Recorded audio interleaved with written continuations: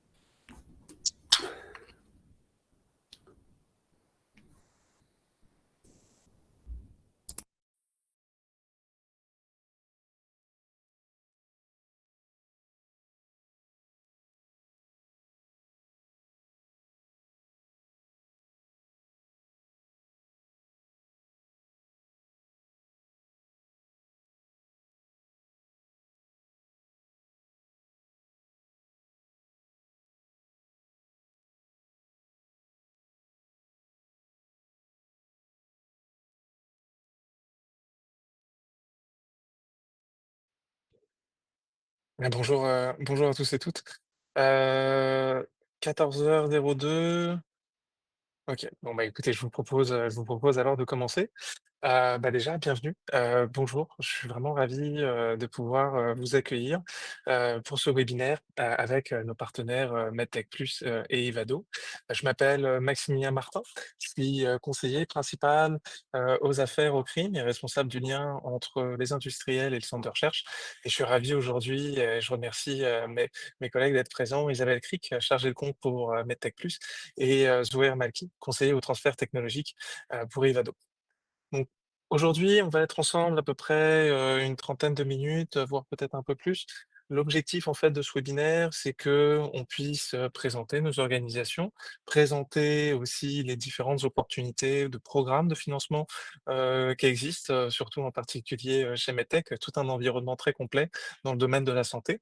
Donc, Isabelle pourra prendre le temps de revenir en détail sur justement Medtech Plus, ses programmes et cetera, ses opportunités de collaboration, ses différents formats aussi de collaboration.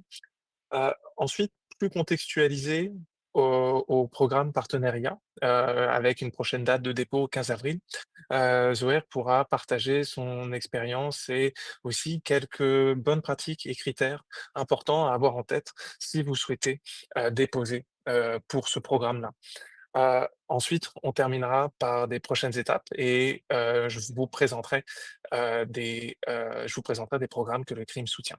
Ah et j'oubliais, Isabelle aussi nous présentera des cas d'usage concrets pour venir illustrer justement ce dont on discute. Peut-être, pour commencer, une vue à haut niveau, de cette feuille de route. Aujourd'hui, on se rend compte donc à travers ce webinaire-là, imaginons une date de dépôt partenariat au 15 avril. Le CRIM, en fait, vous propose, des leviers pour venir dérisquer vos projets que sont Numeria et Activation IA. Un accompagnement de la part de Medtech et de Vivado pour justement vous aider à construire, en fait, votre projet qui sera par la suite déposé en fait au sein, du ministère de l'Innovation et de l'Énergie et en partenariat, par exemple avec le CRIM, réaliser et passer de l'idée au projet, pour concrétiser en fait vraiment ces actions, au sein de vos organisations. Donc peut-être en guise d'introduction, le CRIM qui on est? On est un centre d'innovation industrielle, donc un centre de recherche parapublic, mandaté par le gouvernement québécois et soutenu par le gouvernement fédéral pour aider les entreprises à développer en leur centre, une composante technologique en intelligence artificielle et notre mission n'est pas de former du personnel hautement qualifié, on n'est pas là pour mettre à disposition des étudiants, mais on est là pour venir développer dans des temps courts des solutions de complexité. Par exemple, dans le domaine pharmaceutique, des des outils de prédiction de taux de succès de phase clinique, phase 1, phase 2, phase 3, de l'identification d'anomalies, par exemple, sur des signaux ECG, ou encore l'utilisation de grands modèles de langue type, encore une fois, la LLM, donc en anglais, pour venir designer de nouvelles protéines. Ça, c'est typiquement le genre de cas d'usage sur lequel le crime travaille. Et nous, en fait, notre mission, c'est de venir transférer ces technologies-là aux organisations. Transférer, ça veut dire quoi? Ça veut dire transférer la propriété, mais ça veut dire aussi, et bien sûr, transférer la connaissance. Faire en sorte à ce que des PME puissent intégrer en leur centre ces nouvelles technologies comme étant une vraie valeur ajoutée à leur compétitivité, à leur cœur d'entreprise, mais aussi comme étant de la propriété intellectuelle, comme étant, servant de base, par exemple, à des dépôts de brevets. Et donc le crime, on a de la chance de collaborer avec des entreprises internationales, par exemple, qui viennent faire leurs recherches ici et avec qui des dépôts de brevets, peuvent se faire. Donc voilà, le crime, c'est ça, un centre d'innovation industrielle, indépendant, non relié à une université, qui vous permet d'accélérer vraiment, dans ce développement technologique. Maintenant, je suis ravi de pouvoir passer, la parole, à Isabelle pour venir présenter, plus en détail, MedTech+. Et peut-être, Isabelle, qui es-tu? Que fais-tu?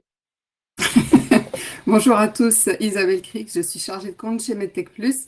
Un chargé de compte s'occupe d'accompagner des entreprises et des partenaires académiques, donc des universités, des centres de recherche, pour monter des projets collaboratifs, donc des entreprises et des partenaires académiques, pour développer des nouvelles technologies dans le secteur de la santé. Merci. Donc, METEC Plus, c'est un consortium, c'est une RSRI, un regroupement sectoriel d'industrie. Et on a ce mandat-là depuis maintenant plus de 10 ans. Qu'est-ce qu'on fait précisément? Beaucoup de choses, en fait, d'où le plus. On y tient à notre plus chez METEC Plus.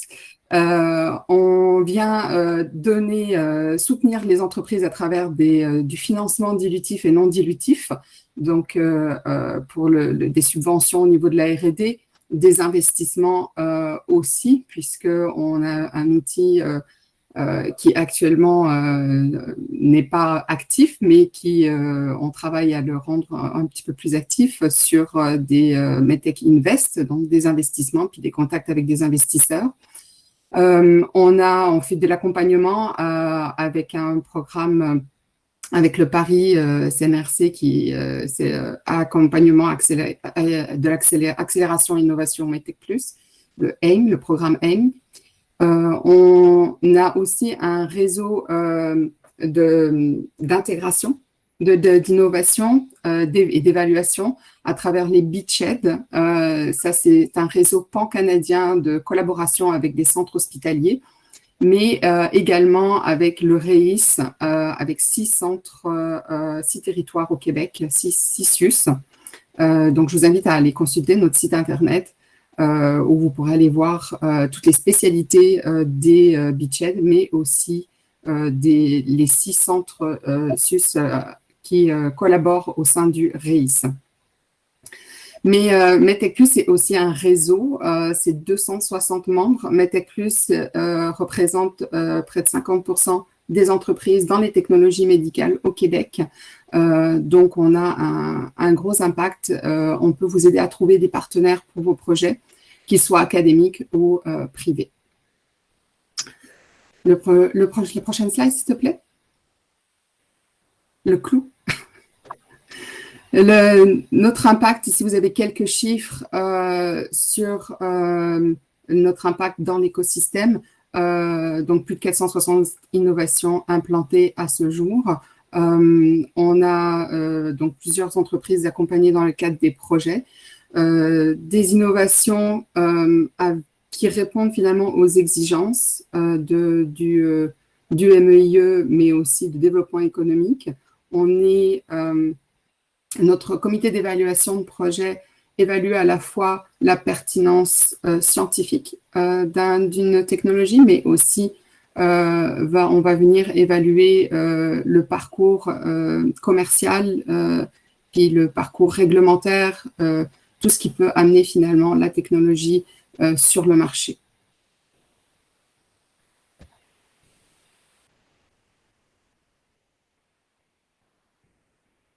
Donc, nos programmes, là, ce qui nous intéresse principalement, ça va être partenariat. La prochaine slide, s'il te plaît. Le programme partenariat, la configuration minimum de ce programme, c'est 2 partenaires industriels. On est sur une configuration où la subvention va aller aux entreprises. Et vous pouvez toujours avoir un partenaire académique dans le cadre de ce projet-là. Mais le partenaire académique, lui, va faire une offre de service aux entreprises. Donc, c'est un programme qui est très intéressant puisque, comme vous le voyez à l'écran, si vous avez un partenaire académique, que les dépenses de ce partenaire académique représentent plus de 20% et plus des dépenses au projet, dans ces cas-là, la subvention vient aussi couvrir la moitié des dépenses de ce partenaire académique.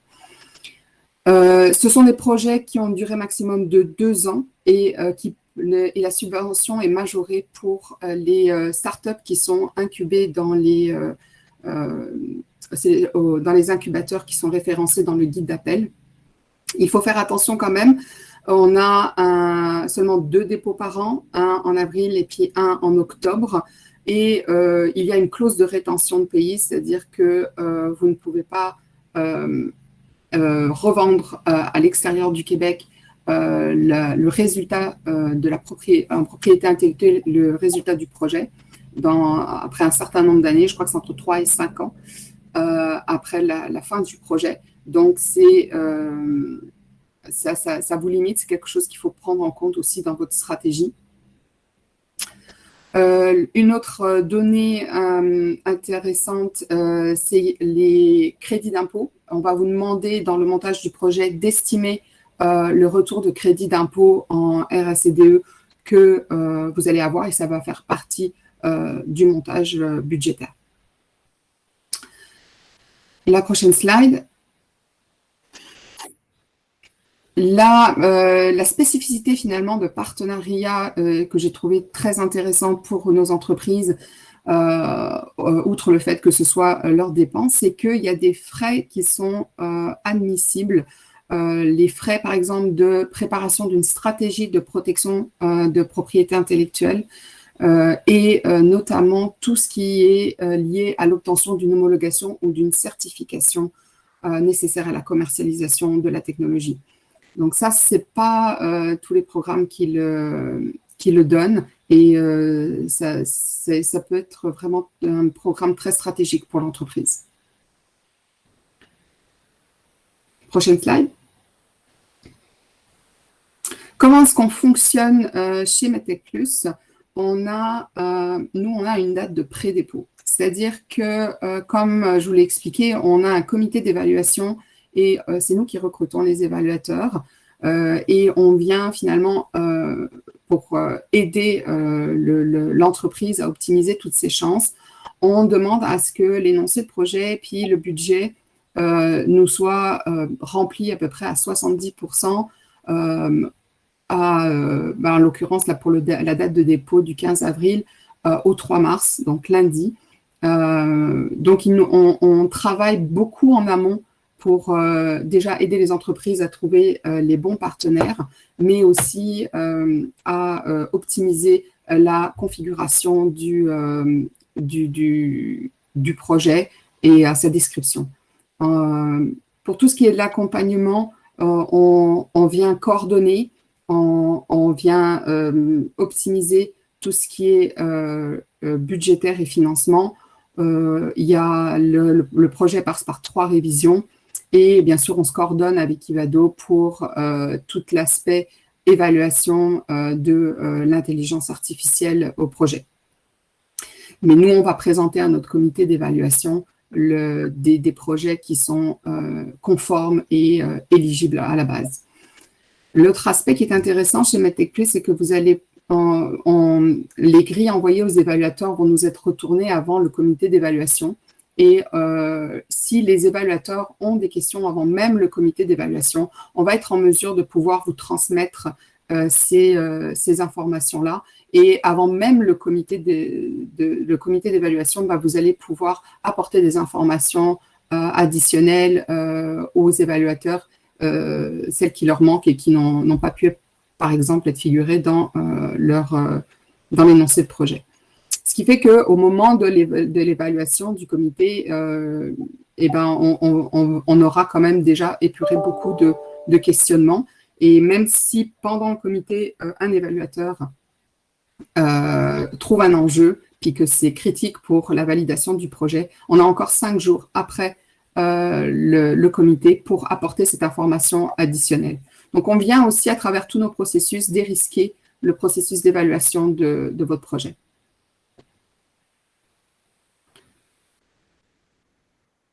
Je voulais vous donner un petit exemple parce que la structure de fonctionnement de partenariat est un peu à part, puisque il y a des conditions d'éligibilité par rapport au projet en lui-même, mais il y a aussi des conditions d'éligibilité sur chacun des budgets qui seront soumis par les entreprises et par le partenaire. Donc là, vous voyez qu'on on va venir analyser, puis on va venir subventionner chaque entreprise en fonction de sa configuration à elle. Donc, si par exemple, une start-up est un partenaire, dans ces cas-là, ses dépenses à elle vont être remboursées à 50%. Une start-up incubée. Hein.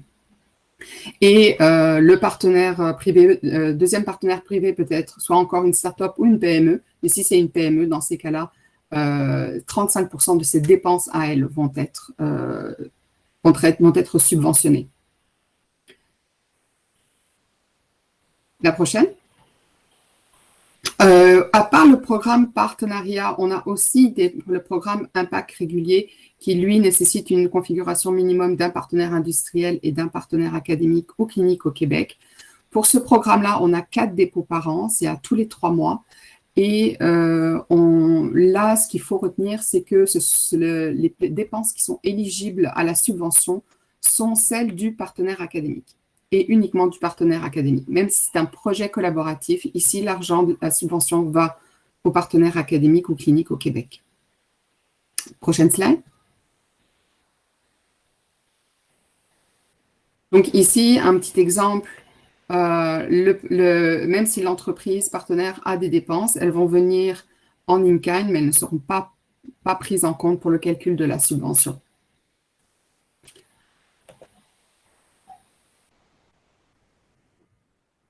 Alors, les programmes que vous venez de voir, Impact régulier et Partenariat, sont des programmes réguliers. Mais l'intérêt finalement de travailler avec MedTech Plus, c'est que justement, on développe d'autres partenariats et puis on développe d'autres appels à innovation qui vont venir finalement mettre la lumière sur vos technologies puis sur vos besoins et d'aller chercher les bons partenaires. Récemment, on a lancé l'appel à solutions Femtech et prochaine slide, on collabore également avec AgeWell dans le cadre de Envisage. Et là, Envisage, c'est une initiative fédérale. Donc, on peut aussi cofinancer des innovations à partenariat et Envisage, donc à la fois provincial et fédéral, pour pouvoir maximiser votre construction budgétaire et financière. Tous les processus que je vous ai présentés ont un gros avantage, c'est qu'on a un fort taux de succès au niveau de la validation de nos projets, avec toutes les révisions puis tout le suivi qu'on met en place. On a un processus qui est harmonisé avec les organismes de cofinancement, puisque notamment dans le cadre du programme Impact, on a récemment mis en place un énoncé de projet qui, en collaboration avec le CRSNG Alliance, donc qui va marcher à la fois pour la demande de subvention auprès du CRSNG et auprès de MedTech Plus. Merci beaucoup, Isabelle. très complet, beaucoup de détails. Je vous invite vraiment après, enfin, et à la fin, vous aurez nos informations de contact. Donc, je vous invite vraiment à répondre au formulaire aussi qui vous sera envoyé et à communiquer avec nous, communiquer avec Isabelle si vous souhaitez plus d'informations. Maintenant, pour rentrer peut-être un peu plus dans le détail du programme partenariat, je laisserai Zoé revenir sur les détails, les bonnes pratiques et en particulier cette verticale importante à prendre en compte dans le cadre de partenariat. Zoé? Merci Maximilien. Donc, Zouar Malki, conseiller au partenariat et transfert technologique chez Ivado. Donc, de mon côté, je vais vous parler de certains critères qui sont devenus incontournables pour la réussite et le succès de vos projets, donc dans le cadre de ce programme partenariat. C'est essentiellement le fruit d'un retour d'expérience des appels à projets de l'année passée, 2024, où on avait des projets retenus et d'autres non, pour des raisons diverses que je vais vous expliquer. S'ajoute à ça aussi le contexte d'incertitude économique et géopolitique qui a fait aussi que, avec le ministère, le MEIE, on se dirige vers plus de resserrement des critères pour financer que les projets qui répondent vraiment aux attentes de ce programme. Je dois aussi rappeler qu'Ivado est un consortium de recherche interdisciplinaire et intersectoriel et de formation, de mobilisation des connaissances, dont la mission est de développer et de promouvoir une intelligence artificielle qu'on appelle robuste, raisonnée et responsable. On travaille main dans la main avec les 9 RSRI du Québec et aussi avec le CRIM afin d'accompagner les porteurs du projet et maximiser les chances que ces projets soient retenus dans le cadre de cet appel à projet partenariat. Donc, pour faire vite, on a identifié 7 critères assez précis. Le premier critère, ce qu'on appelle le niveau d'innovation qui est souvent mal compris. Donc, ce qu'on entend par le niveau d'innovation, c'est tout ce qui est relatif à la levée d'incertitudes dans un projet. Ces incertitudes, elles peuvent être soit scientifiques, technologiques ou parfois liées à l'adoption de l'IA. Ce qu'il faut savoir aussi, c'est que le niveau d'innovation d'un projet peut être mesuré selon 4 dimensions essentielles. Et là, on parle de nouveauté, complexité, valeur ajoutée tangible ou le progrès par rapport à l'état de l'art. Donc, mais ce qui est essentiel, c'est que l'innovation qu'on cherche dans le cadre de cet appel, il doit finalement permettre d'atteindre un nouveau palier en créant un avantage concurrentiel significatif. Ce qu'il faut retenir aussi, c'est que le niveau d'innovation peut prendre deux formes. Donc, l'innovation, elle peut être soit technologique, et là, c'est l'IA qui est au cœur du projet. Aussi, l'innovation, elle peut être sectorielle. Donc, il s'agit plutôt d'une application de l'IA pour résoudre des freins non technologiques et l'adoption de l'IA dans un secteur donné. Donc, idéalement, il faut avoir les deux types d'innovation, donc soit technologique ou sectorielle, mais dans le contexte de ce programme, on vise l'un ou l'autre. Deuxième critère identifié, ce sont les contributions R&D significatives.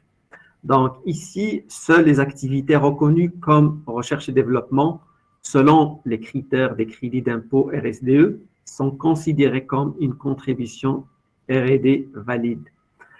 Et en termes de taux de ces activités, elles doivent représenter au moins 50% du projet.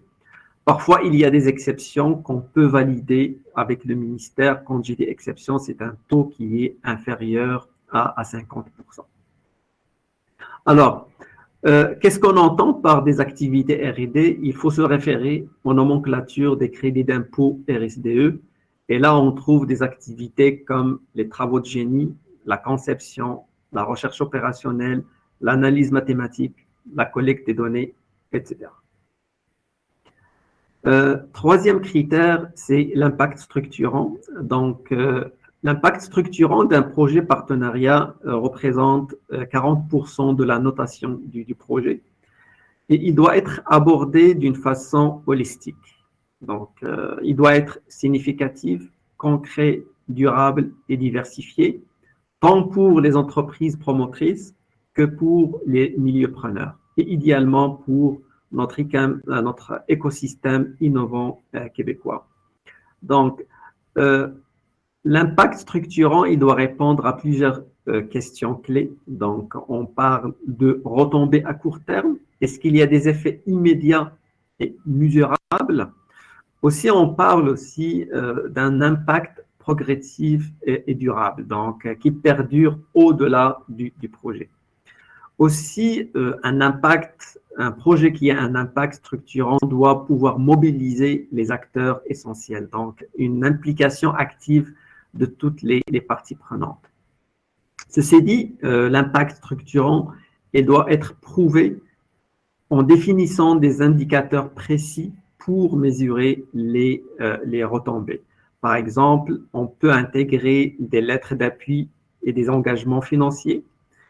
Donc, un projet structurant ne se limite pas à des promoteurs initiaux, mais il doit catalyser des transformations dans les milieux preneurs et l'écosystème innovant québécois. Donc, dans ce contexte économique et politique, disons, instable, les projets, par exemple, qui renforcent l'autonomie et la résilience socio-économique sont particulièrement stratégiques et appréciés. Quatrième critère, c'est la gestion des incertitudes, des risques et des responsabilités. Donc, cette thématique est également un problème récurrent dans les propositions partenariat, car on a constaté que parfois les propositions présentent une planification trop optimiste aux yeux des évaluateurs, sans anticiper ou sans prendre en compte les obstacles technologiques, opérationnels et stratégiques. Les évaluateurs ne jugent pas seulement la faisabilité technique, ils veulent plutôt voir une planification réaliste avec des plans de contingence solides, une prise en compte des risques aussi liés à l'adoption de l'IA. Alors, pour s'en sortir, il faut considérer 3 éléments clés pour convaincre les évaluateurs. Donc, un, c'est identifier les risques technologiques, opérationnels et stratégiques. Et ça, ce n'est pas suffisant. Il ne faut pas juste les identifier, mais aussi il faut prévoir des plans de contingence en cas d'imprévu. Et la troisième chose, c'est démontrer une adoption responsable et explicable de l'IA en assurant une transparence, une sécurité et une équité. Donc, pour ce point-là, c'est Ivado et Medtech Plus qui apportent leur contribution. Cinquième critère, ce qu'on appelle la compréhension avancée de la pertinence commerciale.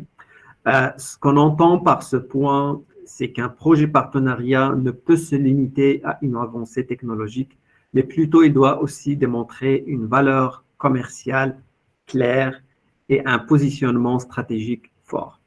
Les évaluateurs recherchent des preuves solides relatives, par exemple, à une analyse approfondie du marché, un avantage concurrentiel distinctif, et tout cela doit être documenté par des données et des veilles stratégiques. Donc, il est important de bien quantifier ces points, quitte parfois à intégrer des avis d'experts pour renforcer votre proposition. Sixième critère clé, c'est la gestion de la propriété intellectuelle. Ceci, c'est un point aussi mal compris car souvent on associe l'API au dépôt de brevets, ce qui est très restrictif. Dans le cadre de ce programme, la propriété intellectuelle englobe toutes les connaissances stratégiques développées dans le cadre du projet et qui constitue un véritable avantage concurrentiel pour les entreprises impliquées.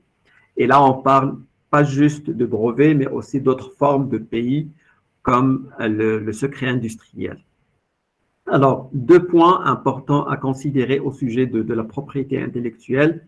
C'est pas juste question de générer l'API, mais aussi comment la gérer entre les partenaires pour maximiser les retombées. Donc, ça, c'est le point 1. Point 2, c'est comment aussi la protéger. Donc, il y a finalement 3 points: générer l'API, la gérer et la protéger. Et finalement, le 7e critère, c'est la solidité du partenariat d'entreprise privée. Alors, ce qu'on vise par ce partenariat, c'est de démontrer une certaine complémentarité stratégique et une nécessité mutuelle, qu'elle soit technologique, financière ou liée au réseau et expertise. Donc, ce dernier critère, il rejoint le critère 3 sur l'impact structurant. Et là, je dois souligner l'importance de la présence d'un milieu preneur. Donc, pour garantir des retombées concrètes et un impact structurant, au moins une des entreprises promotrices peut être un milieu preneur direct, c'est-à-dire une entreprise capable d'intégrer et d'appliquer les résultats du projet dans ses activités et par le fait devenir une entreprise ambassadrice de cette solution. Donc, ce qu'on veut éviter vraiment, c'est une relation client-fournisseur déguisée et non pas un partenariat de partage de risques et de coûts et de bénéfices.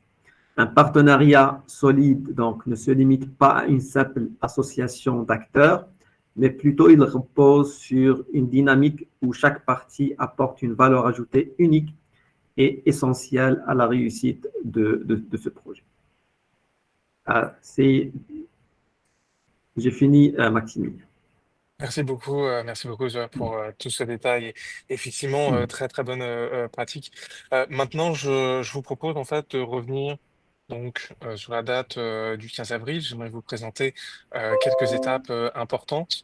Ensuite, Isabelle pourra revenir pour vous présenter justement des cas, des cas d'usage, et on terminera par vous présenter des programmes du crime pour vous aider justement à répondre à certains risques.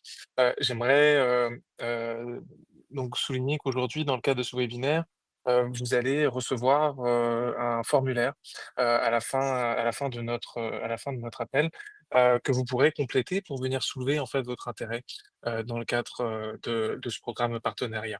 Et par la suite, en fait, vous pourrez être contacté par les équipes de Medtech Plus et d'Ivado et du crime, bien sûr, pour commencer justement à monter ce projet collaboratif. Pour arriver jusque-là, le crime, en fait, met à disposition 2 programmes pour venir vous aider à aligner la stratégie d'affaires avec la réalité technologique en intelligence artificielle. Je pourrais revenir en détail après. Et vraiment au crime aussi, pour venir sur ce que disait Zoé, sur la question comment est-ce qu'on protège l'API, comment est-ce qu'on cadre la relation d'affaires. On souhaite mettre à disposition, en fait, à votre disposition, des experts juridiques, des avocats, en particulier une avocate avec cette expertise précise dans le domaine de l'intelligence artificielle pour vous aider en fait à cadrer le partenariat si celui-ci en fait n'est pas encore totalement solidifié.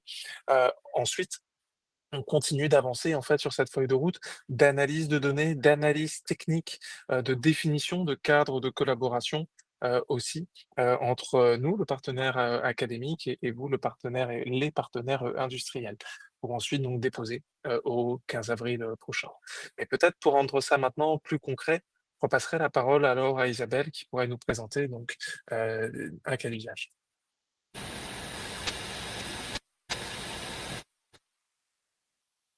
Alors, un des exemples justement de projets partenariats qui ont été déposés chez nous et qui ont été approuvés, c'est la collaboration entre l'entreprise CP Labs et Dr. Dialysis Technologies, qui eux se sont penchés sur la problématique de l'hypotension intradialytique, qui en fait touche un grand nombre de personnes qui sont sous dialyse. Et donc, vous voyez bien que ici, on va développer un algorithme qui va permettre d'anticiper grâce au BioPoint de Sifi Labs ces crises d'hypotension intradialytique.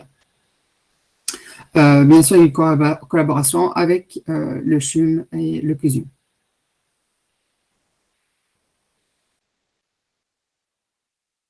Un autre projet qui a été approuvé lors du dernier dépôt est le projet IAE Diagnostic Traitement de Scoliose entre Momentum Health, qui développe une application mobile de télémédecine pour créer un modèle 3D d'un patient et permettre de suivre l'évolution de la scoliose, et Modulate Technologies qui, eux, développent une solution de conception et de fabrication de corsets pour traiter les scolioses progressives. Donc, le projet visait à combiner ces deux technologies pour permettre un meilleur suivi et une prise en charge clinique des patients. C'est des exemples sur lesquels vous pouvez vous inspirer. Merci beaucoup, Isabelle. Maintenant, j'aimerais revenir, partenariat, 15 avril, c'est demain. Comme l'annonçait Isabelle, le dépôt de la lettre d'intention doit être le 3 mars, donc lundi prochain. Les temps peuvent être courts, la stratégie, le projet ne peut pas forcément être défini. Au CRIM, on a lancé un programme récemment, on a terminé la première cohorte, pas plus tard qu'en janvier, qui s'appelle Activation IA, et dont, alors je vous invite à aller sur le site web, vous pourrez aussi trouver toutes les informations concernant ce programme, mais vous les recevrez aussi par courriel. Et là, l'objectif, en fait, c'est de venir vous aider à aligner la stratégie d'entreprise avec la réalité de l'intelligence artificielle à travers son cas d'usage, ses impacts aussi stratégiques au sein de votre organisation. Et pour faire ça, en fait, on fait ça en collaboration avec le CSMO Technocompétences, accompagné aussi de Technologia et de Asai, pour construire en fait cet accompagnement stratégique. Et ensuite, il y a aussi tout un accompagnement technique pour venir donner en fait forme à votre cas d'usage, commencer aussi à anticiper, planifier la maintenance, le déploiement en pensant à ce qui existe et à penser aux impacts en fait que l'intelligence artificielle, la culture de la donnée, la capacité d'avoir des infrastructures, de gérer ces données-là, etc. Quand on parle aussi de santé, on pense à la loi 25, la capacité de faire des EFPV, ce genre de choses. Donc bref, c'est comment mettre en avant aussi les bonnes pratiques stratégiques pour préparer l'intelligence artificielle. Donc si aujourd'hui, vous ne vous sentez pas prêt en fait à déposer au 15 avril, mais votre entreprise a la volonté de faire ce parcours d'intelligence artificielle, euh, on met à disposition ce programme pour 2 personnes, un responsable d'affaires et un responsable technique qui vont devenir en fait les porteurs de projet en fait de ce projet d'intelligence artificielle au sein de l'organisation. Et pour un coût aux alentours de 3 100 $ sur un volet qui dure à peu près 70 heures de formation. Ensuite, là, on a parlé stratégie. Maintenant, on va parler technique. Vous avez identifié la problématique d'affaires, vous avez compris ses impacts sur vos processus, vous avez intégré ça au sein de votre stratégie, de votre vision d'entreprise. Maintenant, il est temps de se poser la question, je dirais, de sa planification, du risque lié aux données aussi. Donc, au CRIM, on propose donc ce programme Numéria pour venir évaluer des premières pistes, des premières hypothèses qui viendront construire votre projet. On vous propose aussi de regarder la donnée pour vous proposer des plans d'amélioration. L'objectif, et c'est vraiment là où le CRIM s'inscrit, c'est des temps de développement courts pour aider les entreprises à accéder à de nouveaux marchés avec des solutions robustes. Quand on démarre un projet de développement expérimental, notre mission, c'est de faire en sorte qu'au début de ce projet-là, tous les feux rouges puissent avoir été tournés au vert et que tous les risques qui ont pu être mitigés en fait en amont auront déjà eu une réponse. Donc là, en fait, dans un cadre, je dirais, partenariat, comme c'est de jouer, la capacité de mettre en avant des risques et des incertitudes, de mettre en place des plans de mitigation, mettre en avant aussi quelle va être cette contribution R&D significative en termes de nouvelles technologies, et cetera. Tout ça packagé sur des grandes verticales de description des travaux, de calendrier, de budget, bref, un plan de projet pour l'intelligence artificielle. Donc ça, c'est vraiment ce que le CRIM propose aujourd'hui avec la nouvelle mouture, en tout cas de son programme, partenariat, programme, Numéria, excusez-moi. Heu, on arrive à la fin de ce webinaire. Ce qu'il y aurait des questions, mais dans tous les cas, hésitez vraiment pas à nous écrire. Ce serait, un vrai plaisir de pouvoir répondre à vos questions et encore une fois, vous recevrez, par courriel, un lien pour remplir le formulaire, mais sinon vous pouvez venir, le scanner, ici et avant de conclure, est-ce que Isabelle, tu aimerais avoir un petit mot, de fin? Peut-être un meilleur conseil, meilleure pratique justement, vu que le 3 mars, c'est effectivement demain? Ce que je conseille finalement aux entrepreneurs, c'est de se renseigner, mais pas seulement sur partenariat, c'est de venir nous contacter parce que on veut pas que votre projet fit au programme. On veut vraiment trouver le bon programme pour votre projet de développement technologique. Et ça, si ça sera pas avec partenariat, ça sera pour un autre dépôt ou pour un autre programme. Mais c'est de bien réfléchir à comment un programme de subvention, avec toutes les contraintes que cela représente, peut s'inscrire dans votre stratégie de développement d'entreprise. Merci beaucoup Isabelle. Moi, ce que je retiens, c'est prenez le temps. C'est effectivement une philosophie qu'on partage, beaucoup. Zohair, un petit mot pour la fin? Oui, je partage le point d'Isabelle pour choisir le bon programme qui fit avec les besoins du projet. Mais mon conseil, c'est vraiment la 15 avril ou même 15 octobre, ça vient rapidement. Donc, il faut vraiment aller vite et s'entourer des bons partenaires pour réussir le projet.